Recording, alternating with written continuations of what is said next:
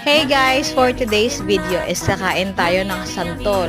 So itong santol na to is nakuha namin sa Sierra Bolyones, Bohol. So meron tayong suka, may sili, at may asin na sausawan na sa santol. So tikman na natin. Yan, kitang-kita niya naman. Wow, yummy, yummy, yummy. Sausaw natin yung suka.